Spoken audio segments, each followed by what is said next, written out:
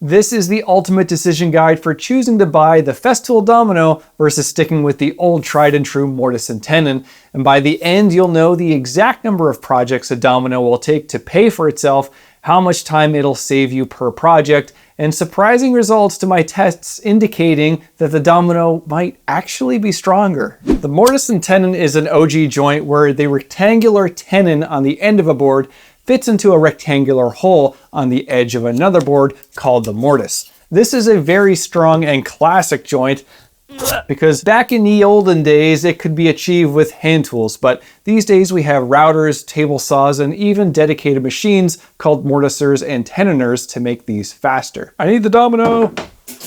Just in case this is somehow the first woodworking video you've ever seen, or you've lost all contact with society, the Festool Domino is a handy dandy machine that you can basically point and shoot mortises into anything your heart desires.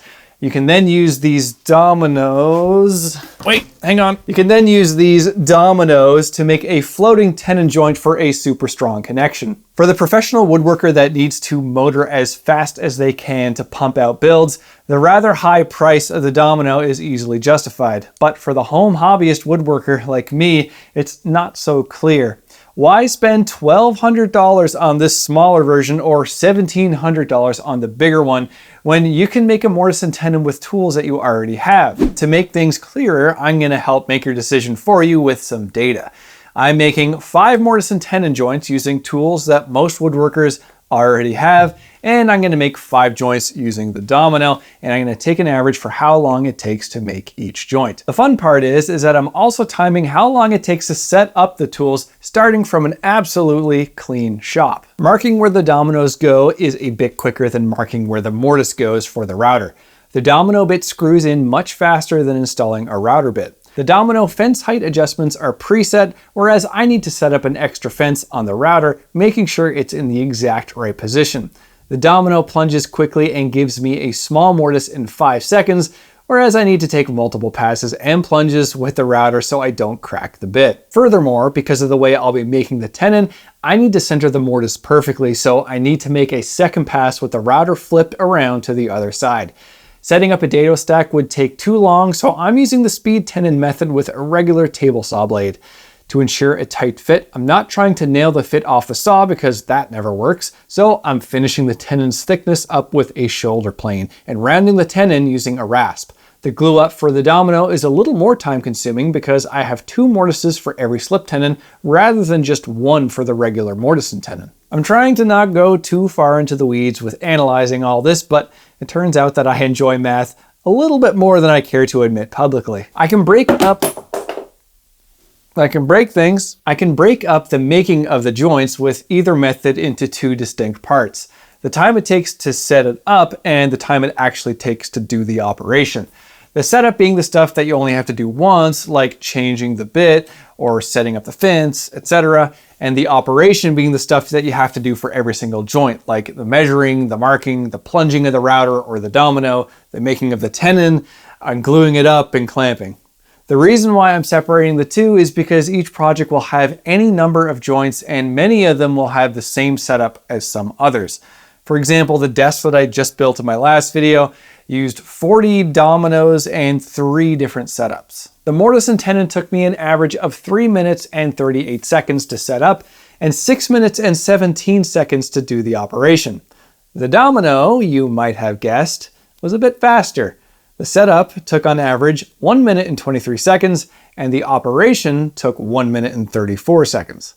Side note, I know I did 2 dominoes here, but I only counted the time for a single domino to match a single mortise and tenon, just to be clear. So no surprises yet, but the whole point of this is to help you decide if you can justify the high purchase price of the Domino. To figure out how many projects would justify buying a Domino, I made some assumptions about what projects a typical home hobbyist woodworker would make, like tables and cabinets.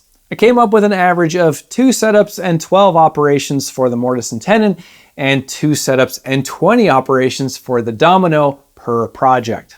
Why more for the Domino? Well, it's easy to make a mortise and tenon as large as you want for the situation at hand, but the domino is limited to the preset dimensions, so you end up sometimes using multiple dominoes per joint, where you could just use a single large mortise and tenon for the same one. I also made an assumption for how much people value their time, to which I came up with $50 an hour. There's going to be a wild difference in how much people value their time, and furthermore, this is just a hobby and you can't really put a value on your downtime, but I'm trying my best to show you it's okay to possibly spend a bunch of money here, or maybe not.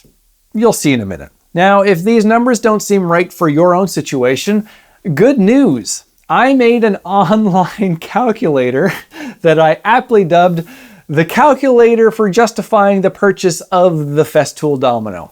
You can adjust things to your liking, like if you value your time at $200 an hour, you can do that, Mr. Moneybags. Or if you're belt and suspenders and all of your projects have hundreds of mortise and tenons, then you can change that too. Or if you think you can make mortise and tenons faster than me, then I'd like to see you try. Anyways, the link is down in the description, so go have fun with that. Using the values that I gathered, the number of projects to justify the purchase of the Festool Domino is 29. Now, I'm all for spending money for therapeutic reasons, but just think about how many projects a year you actually make. I made like 3 this year, and this is my job. Another way to look at this is how much time you would save by using the domino instead of doing mortise and tenons per project. And with my numbers, it would save approximately 50 minutes, which in the grand scheme of things is not really a whole lot when it comes to a project, considering most of my furniture builds can take well over 100 hours to make. In terms of dust collection, I mean, hands down, the domino beats the pants off of the router when making mortises. I could have a shop vac attached to my router at the same time, which might pick up a small fraction of the dust, but I don't, because I don't want that hose potentially tipping the router and making an inaccurate mortise. And the domino doesn't really have that instability issue at all with the vacuum attached. With that being said, the caveat with the domino is that you can't use it without a vacuum, otherwise it's going to get clogged pretty fast. And for the tenon, even though I have a huge dust collector, the speed tenon method on the table saw shoots dust absolutely everywhere. And for that matter, a dado stack does too. Some may say that a mortise and tenon must be stronger than a domino. Some say they're the same, but is it possible that the domino is actually stronger than a mortise and tenon? The one thing that the domino has against it is its limited size. In the case of my poplar test samples, which are 2.5 inches wide, one 6x20mm wide domino doesn't seem like enough, so I use 2 because that's what I would do if this were an actual joint in a piece of furniture. I spaced the dominoes such that they had the same overall width as the mortise that I made. The mortise and tenon, well, I can easily make it whatever size I want. Making one wider mortise and tenon takes less effort than multiple smaller mortise and tenons. Furthermore, I can make it deeper than the domino because the mortise depth is only limited by the length of the router bit. So it may come to no surprise that the mortise and tenon, which had more surface area and increased depth, was stronger than the domino, coming in at 210 pounds for the domino and 380 pounds for the mortise and tenon, which is a significant difference in strength. Although I would still argue that the domino is strong enough for whatever the case may be. Now, I know the engineer nerd types are cracking their slender knuckles over their keyboards thinking, "Not fair!